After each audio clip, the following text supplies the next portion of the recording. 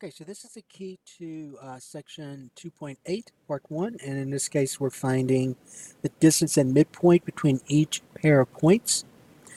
So you got to remember you're going to use the midpoint and distance formula here. So just recall that when we talk about midpoint and distance, we're looking at pairs of points on a segment, the endpoints rather. So we're looking at x1 comma y1 and then x2 comma y2. So we're looking at two endpoints on a segment. So remember, in a coordinate plane, if this is uh, uh, x1, y1, and this is x2, y2, and I'm trying to find the midpoint,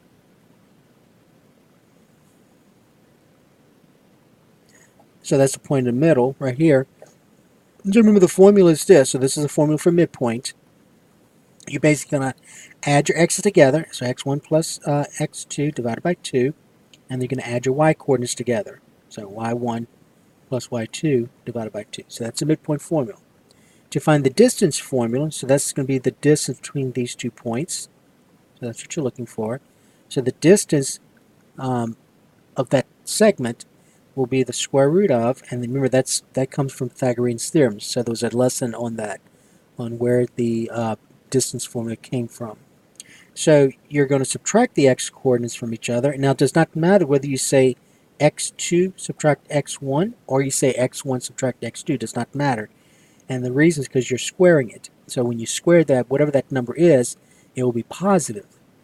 So x2 subtract y1 or x1 subtract y2, when you square it, it's the same number. It will be the same value. And then you subtract your y coordinates from each other. Okay, and again, it does not matter whether you say y2 minus y1 or y1 minus y2. So that's your formula. All right, so you subtract the x coordinates from each other, square it, subtract the y coordinates from each other, square it, add them up, and then take the square root. Now, one of the things you have to do, remember, is you're going to have to simplify your radical. All right, and then at the end, also for the distance, you're going to round to 2 decimal places. All right, so let's do number 1. So number 1. Now, when doing these, it's a good idea to label these points. So let's call this x1, y1, and this will be the second point. We'll call x2, y2.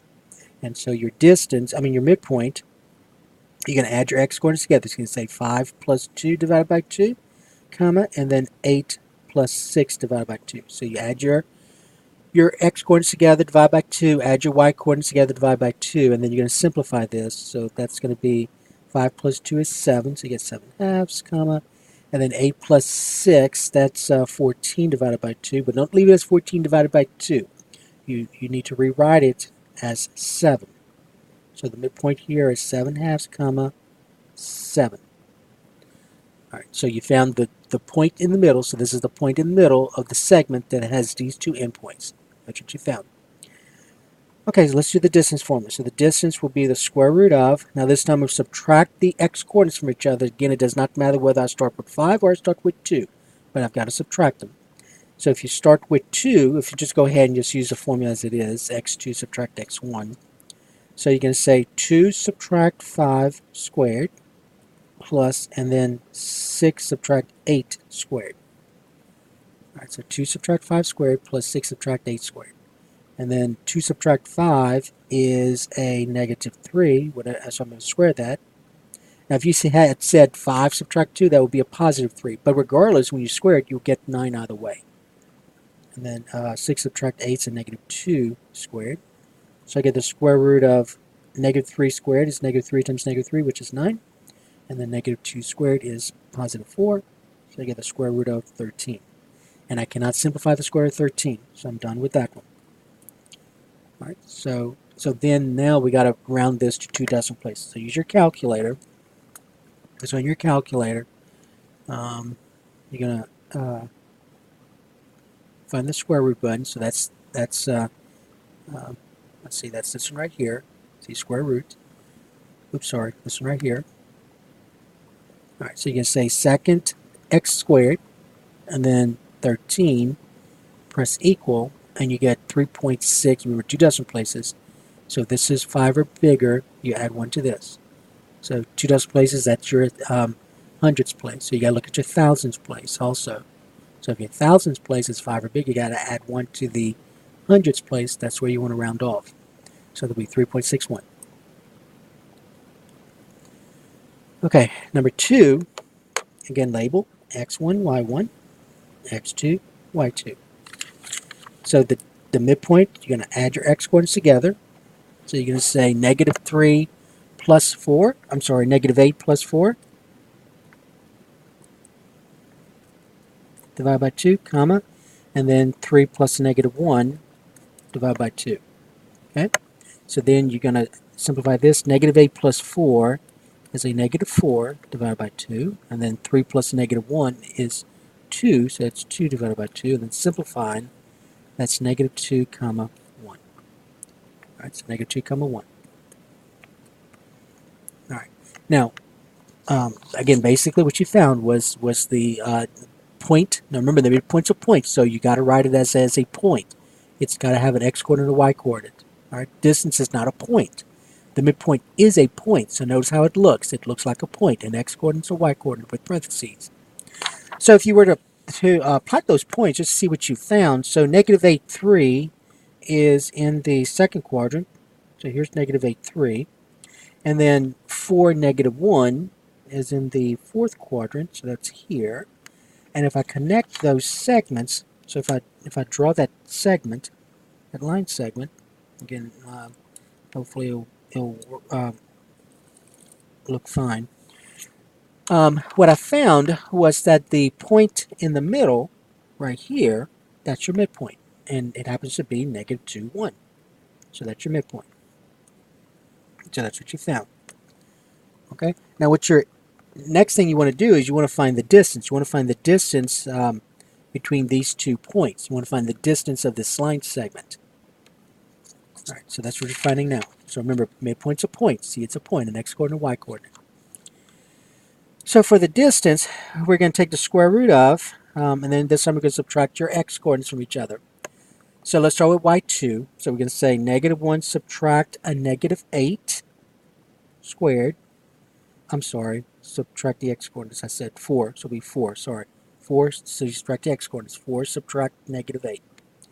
Plus, and then now we're going to subtract the y-coordinates. Negative 1 subtract 3 squared. All right, so 4 subtract the negative 8, you got to notice that 4 subtract the negative 8 is 4 plus 8, which is 12. So the square root of 12 squared plus, and then negative 1 and a negative 3 is a negative 4. I got to square that. So there's a square root of 144, and then negative 4 squared is negative 4 times negative 4, which is 16. And that turns out to be 144 plus 16 is 160. So that's what I have. Now, don't put square root of 160 here because it did say to simplify. So we got to find a perfect square that goes into 160. We want to find the largest. So notice 16 goes into this because of that 0 right here. So it'll be the square root of 16 times 10. And so that's the square root of 16 times the square root of 10. So that's 4 square root of 10. So that's what you put here. 4 square root of 10. All right, now when rounding, I would just go ahead and use this because you could have messed up here. This could have been right, and then all of a sudden you mess up, and then you would put that in your calculator and get a wrong distance. So I would just go ahead and use this. So square root of 160, you're going to say again square root. So you get a second square root 160. Press equal, and you get 12 point. And remember, you want to round to 2 decimal places. That's a hundredths place. You got to look at the thousands. Since this is 5 or bigger, this becomes 5. So 12.65 units. So what you found is that the distance between these 2 points is 12.65 is about 12.65 units. Okay. Now notice. Remember the distance formula comes from Pythagorean's theorem. So if you were to draw a right triangle, you could visualize Pythagorean's theorem. Your leg squared equals the hypotenuse squared. All right. So when we did this, you could have, if you wanted to. Now that's when you draw in a coordinate plane. Many times you're not going to have access to a coordinate plane, so you'd use a distance formula. So basically, if you draw a right triangle like I'm doing here, and that distance, remember, first of all, that point is 4, negative 1, and this point here was negative 8, 3. So this distance right here, if you count the grid lines, the number of grid lines, but all you have to do is, since this is a horizontal distance, horizontal length, just subtract your x coordinates from each other. So this right here would be 4 subtract a negative 8, which is 12. So if you count the number of units here, that's 12, which is what we got here. So remember, you had 12. Oops, you had 12 right here. And then a vertical distance, you say 3 subtract, and then this y coordinate is negative 1. So that's 3 plus 1, which is 4. And that's what we got here, although it was a negative 4. And so Pythagorean's theorem says, and remember, we're going to label the hypotenuse d. So Pythagorean's theorem says that d squared equals 4 squared plus 12 squared. So the leg squared plus the other leg squared. So d squared equals 16 plus 144. So d squared equals 160. And then remember, you take the square root of both sides to get d by itself. Right now you're squaring. So you take the square root of both sides. Now don't do the plus and minus here because you're dealing with distance. Distance is positive. So distance will be the square root of 160, and that's what we got. We got a square root of 160. All right. So just to let you know that this distance formula does come from Pythagorean's theorem. It is derived from using Pythagorean's theorem. All right, now let's go to the last one. So again, label your points x1, y1, x2, y2. All right, and so use the midpoint formula. So you're going to say 5 plus 1 divided by 2, comma. Now we're going to add the y's together. Negative 3 plus 7 divided by 2. And so that's going to be 5 plus 1 is 6. 6 divided by 2 is 3. Negative 3 plus 7 is 4. 4 divided by 2 is 2. So your midpoint is 3, 2. The distance will be the square root of. You subtract your x coordinates from each other. So let's start with x2. So 1 subtract 5 squared plus, and then you subtract your x coordinates. 7 subtract the negative 3 squared.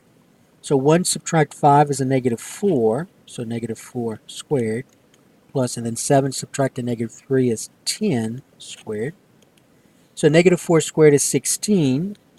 10 squared is 100. So I get the square root of 116.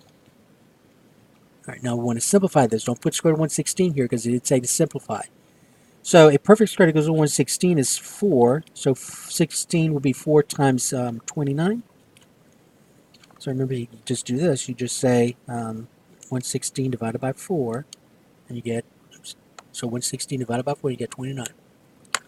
And so I can't do anything else to this, so I'm going to rewrite it as square root of 4 times square root of 29, and so I get 2 square root of 29. So that goes here. Now remember though, when rounding off, I would just go ahead and use the square root of 116 because you could have messed up around here. So just figure out what the square root of 116 is. So square root, oops, sorry. So square root 116, press equal, and you get 10.77. So the thousandths place is 0. Since that's less than 5, this stays a 7. So 10.77. All right. Okay, so that takes care of this worksheet. So that's worksheet 2.8, part